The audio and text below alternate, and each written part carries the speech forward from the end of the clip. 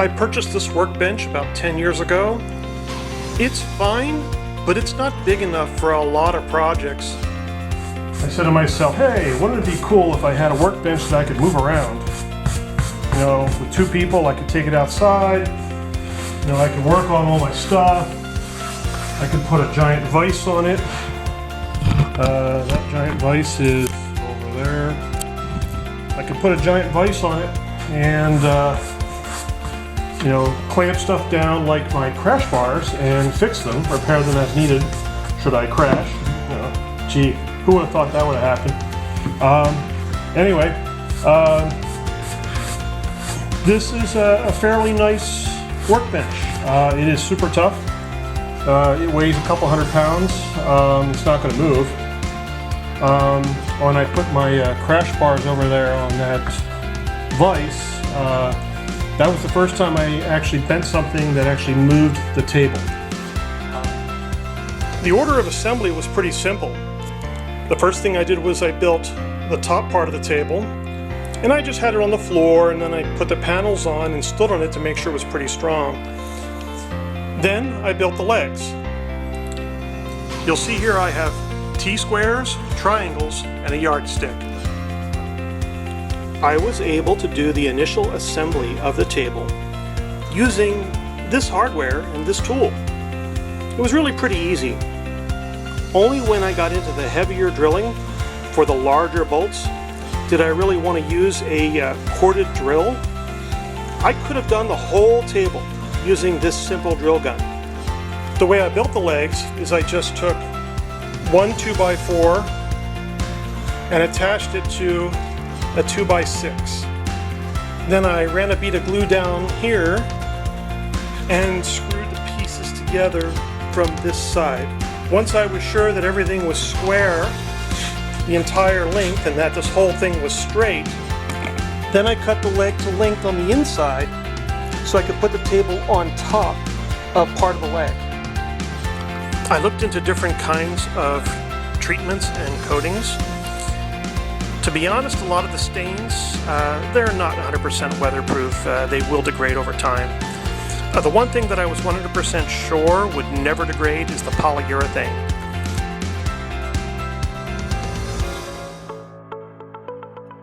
For the legs, I did use some construction glue as well as yellow wood glue. Once it dried, I knew it was never going to come apart. Why would you want to use painter's tape to build something like a workman's table?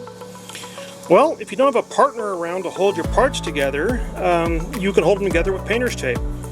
Screw them into place and then remove the tape. It's actually quite easy. There's absolutely nothing special about the materials used to build this workbench. The wood comes straight from the home store. The pine wood that's used here is structural pine that's used for stud work.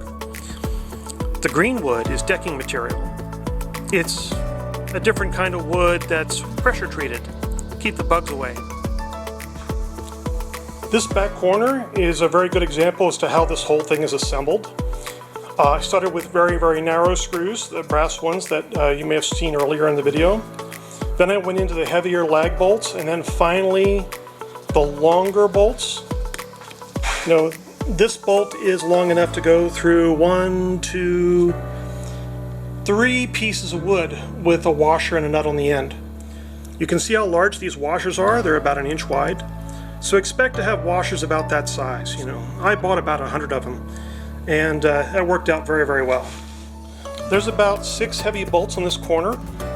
I'd say there's about 12 on the back side of this, and I'd say there's probably another 8 of them on the front.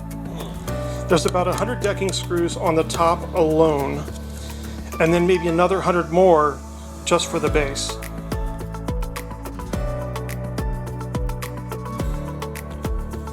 Got to ask yourself, you know, after you get the drawing out and you've decided how big you want it and what it's going to look like roughly, you know, what's the next thing?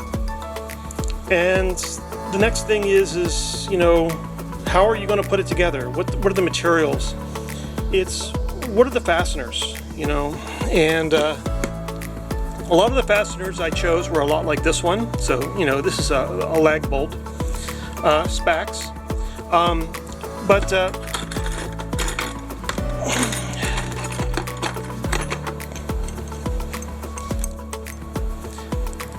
I found that these lag bolts were a lot easier to screw in than, say, these bigger Spax bolts.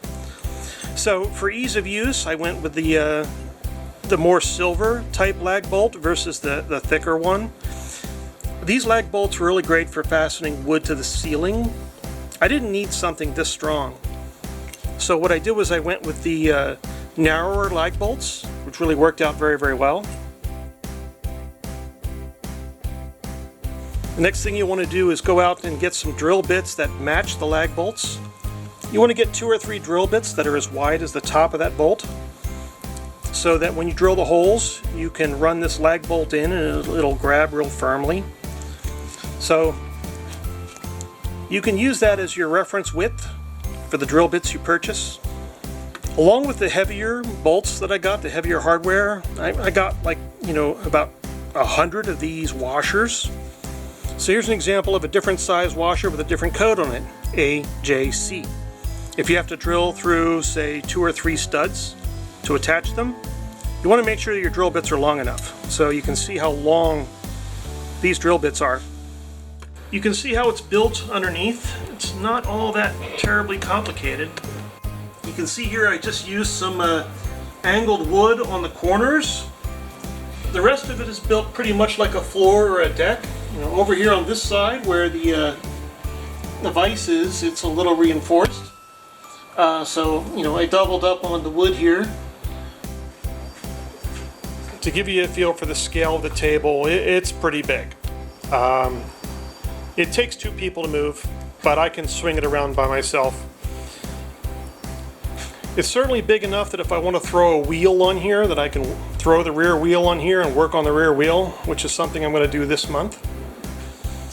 The last thing I did was put this front piece on, and I realized I had run out of wood. I didn't have a longer piece, so I just screwed 2 pieces together and ran that piece across. There's power over here, and there's power over here. You probably watched this video all the way through because you are going to build yourself a work table. Get yourself some paper and figure out how big you're going to make it. Find a space in your garage and see if it'll fit there. This work table turned out to be really perfect. And the reason it's perfect is because I can move it around. When it doesn't fit in one spot, I can move it somewhere else and make it fit there. That's the trick, is to make stuff mobile. On a lot of workbenches, the mobility is locking wheels. Well, I can't stand locking wheels. If you've ever put any kind of leverage on a workbench and realized that your workbench is just skidded across the floor because the wheels don't have any grip, well, hey, you know, that's how things are. Build your workbench like mine. It won't move. All the screws and bolts can come from the home store. There is nothing special order here. One of the things you can do before attempting a workbench is try and make yourself a tool tower like this one.